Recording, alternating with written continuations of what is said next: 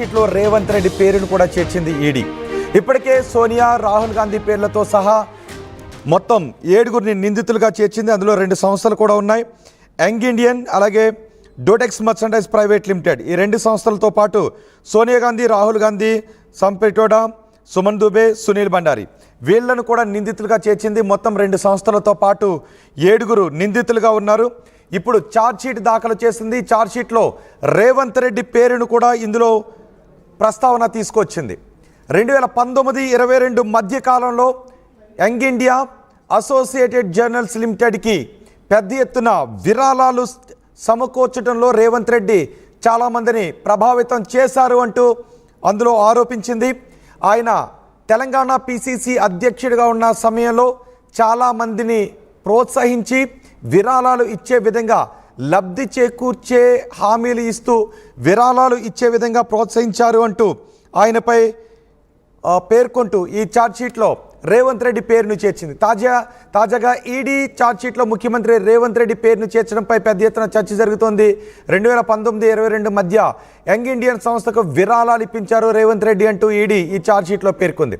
PCC అధ్యక్షుడి హోదాలో విరాళాల కోసం రేవంత్ రెడ్డి పలువురు వ్యక్తులపై, సంస్థలపై ఒత్తిడి తీసుకొచ్చారు. డొనేషన్లు ఇస్తేనే టికెట్లు, పదవులు అంటూ ఒత్తిడి తెచ్చారు అంటూ ఈడీ పేర్కొంది.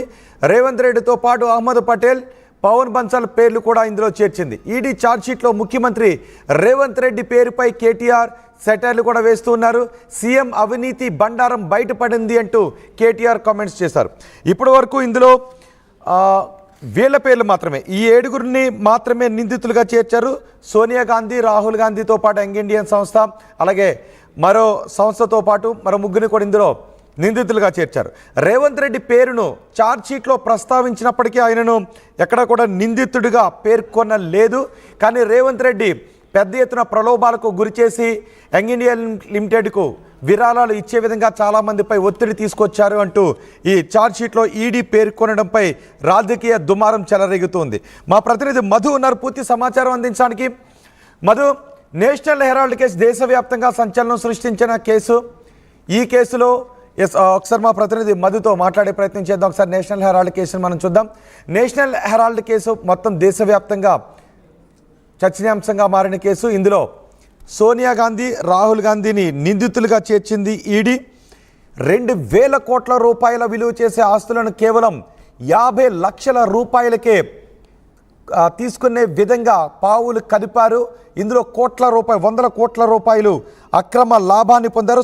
సుమారు 142 కోట్ల రూపాయలు అక్రమ లాభాన్ని ఇందులో పొందారు అంటూ ఈడీ ఆరోపిస్తూ ఉంది. సోనియా గాంధీ, రాహుల్ గాంధీ, పిట్రోడా, సుమన్ దుబే, సునీల్ భండారితో పాటు యంగ్ ఇండియన్ సంస్థ, డోటెక్స్ మర్చండైజ్ ప్రైవేట్ లిమిటెడ్ సంస్థలను ఇందులో నిందితులుగా పేర్కొంది.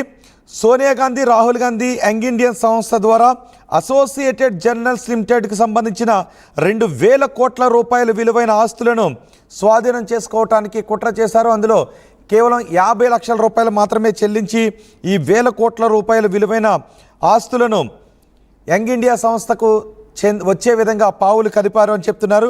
ఈ లావాదేవీల ద్వారా వారు సుమారు 142 కోట్ల రూపాయలు అక్రమ ఆదాయాన్ని పొందారు అంటూ ఇందులో పేర్కొన్నారు.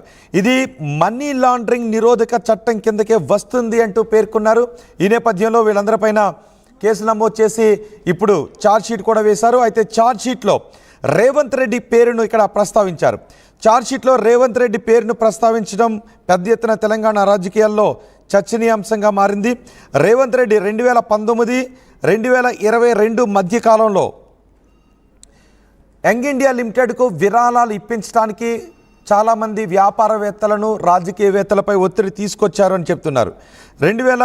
2025లో ఛార్జ్షీట్ దాఖలు చేశారు. ఛార్జ్షీట్లో తెలంగాణ ముఖ్యమంత్రి రేవంత్ రెడ్డి పేరు పేర్కొనడంపై రాజకీయ దుమారం చెలరేగుతోంది. ఈడీ పేర్కొన్న వివరాలు ఒకసారి చూస్తే రేవంత్ రెడ్డితో పాటు ఇతర కాంగ్రెస్ నాయకులు, రాజకీయంగా వ్యాపారపరంగా ఉన్నవాళ్ళు ప్రయోజనాలు పొందే ఉద్దేశంతో యంగ్ ఇండియా లిమిటెడ్ అలాగే ఏజేఎల్ అసోసియేటెడ్ జర్నల్ లిమిటెడ్ సంస్థకు విరాళాలు ఇవ్వాల్సిందిగా ప్రోత్సహించారనే ఆరోపణలు ఉన్నాయి. విరాళాలు ఇవ్వకపోతే వారి రాజకీయ భవిష్యత్తుకు, వ్యాపార ప్రయోజనాలు కూడా ప్రభావితం అవుతాయని బెదిరింపులకు గురిచేసి ఈ సంస్థలకు యంగ్ ఇండియన్ లిమిటెడ్కు అలాగే ఏజేఎల్ అసోసియేటెడ్ జర్నల్ లిమిటెడ్కు పెద్ద ఎత్తున విరాళాలు వచ్చే విధంగా బలవంతపు విరాళాలు వచ్చే విధంగా రేవంత్ రెడ్డి ప్రయత్నం చేశారు, ఒత్తిడి తీసుకొచ్చారు అంటూ ఈ ఛార్జ్షీట్లో పేర్కొన్నారు. దీనిపై ఇప్పటికే కేటీఆర్ కామెంట్స్ కూడా చేస్తూ ఉన్నారు. తెలంగాణ ప్రభుత్వం ప్రస్తుతం అవినీతిలో కూరుకుపోయింది అని ఆయన ఆరోపణలు కూడా చేస్తున్నారు. అయితే ఛార్జ్షీట్లో రేవంత్ రెడ్డి పేరు ప్రస్తావించినప్పటికీ కూడా ఆయనను ఎక్కడగా నిందితుడిగా మాత్రం ఎక్కడ ప్రస్తావించలేదు అని తెలుస్తోంది. ప్రధాన నిందితులుగా మాత్రం సోనియా గాంధీ, రాహుల్ గాంధీ, వీళ్ళతో పాటు మరో 5గురు కూడా ఉన్నారు. అందులో 2 సంస్థలు ఉన్నాయి. అయితే రేవంత్ రెడ్డి పేరును ఛార్జ్షీట్లో ప్రస్తావించడంపైనే ప్రధానంగా చర్చ జరుగుతుంది. అక్కడ నిందితుడిగా ప్రస్తావించినప్పటికీ ఇప్పటికే నేషనల్ హెరాల్డ్ కేసు పెద్ద ఎత్తున దేశవ్యాప్తంగా చర్చనీయాంశంగా మారింది. ఇందులో వేల కోట్ల రూపాయలు, అసోసియేటెడ్ జర్నల్స్కి సంబంధించిన వేల కోట్ల రూపాయలు కాజేయటానికి యంగ్ ఇండియన్ సంస్థతో కలిపి పెద్ద ఎత్తున కుట్ర చేశారు సోనియా గాంధీ, రాహుల్ గాంధీ. వీళ్ళిద్దరికీ అందులో సుమారు 70% వాటాలు ఉన్నాయి యంగ్ ఇండియన్ సంస్థలో. వీళ్ళందరూ కలిపి తక్కువ ధరకే కేవలం 50 లక్షల రూపాయలు చెల్లించి వేల కోట్ల రూపాయల ఆస్తులను యంగ్ ఇండియన్ సంస్థకు వచ్చే విధంగా చేశారు అని చెబుతున్నారు. అందుకే ఇప్పుడు ఈ కేసును ఈడీ కూడా చాలా ప్రతిష్టాత్మకంగా తీసుకుంది. ఇందులో 142 కోట్ల రూపాయలు అక్రమ లబ్ధి పొందే విధంగా సోనియా గాంధీ, రాహుల్ గాంధీ మ్యాప్ చేశారు అని చెబుతున్నారు. అందుకే ఈడీ చాలా ప్రతిష్టాత్మకంగా తీసుకుంది. ఇందులో ఇంకా ఎవరెవరి పేర్లు ఉన్నాయి అనే దాని గురించి కూడా నేను ఇప్పుడు మీకు వివరించబోతున్నాను. ఈ నేషనల్ హెరాల్డ్ కేసులో కర్ణాటక డిప్యూటీ సీఎం డీకే శివకుమార్ని కూడా ఈ ఛార్జ్షీట్లో పేర్కొన్నట్టుగా తెలుస్తోంది. కర్ణాటక డిప్యూటీ సీఎం డీకే శివకుమార్ సోదరుడు సుమారు 2 కోట్ల రూపాయలు డొనేషన్ ఇచ్చారు అంటూ ఈడీ పేర్కొంది. 4 నేతలతో 80 లక్షల రూపాయలు డొనేషన్ ఇప్పించారు రేవంత్ రెడ్డి అంటూ ఈడీ పేర్కొంది. రేవంత్ రెడ్డి పిసిసి అధ్యక్షుడిగా ఉన్నప్పుడు ఈ అసోసియేటెడ్ జర్నల్ సంస్థలోను, యంగ్ ఇండియన్ లిమిటెడ్ సంస్థలోను పెద్ద ఎత్తున విరాళాలు ఇప్పించడానికి రేవంత్ రెడ్డి ప్రయత్నం చేశారు. ఆయన పిసిసి అధ్యక్షుడిగా ఉన్నారు.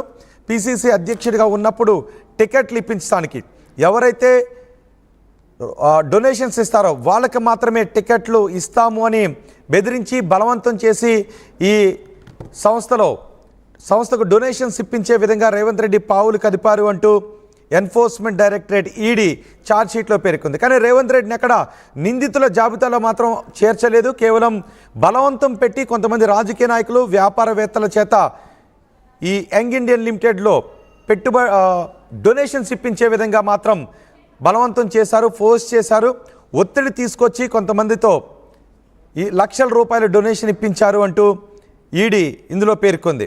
మరీ ముఖ్యంగా తెలంగాణ ముఖ్యమంత్రి పేరును ప్రస్తావించడంతో పాటు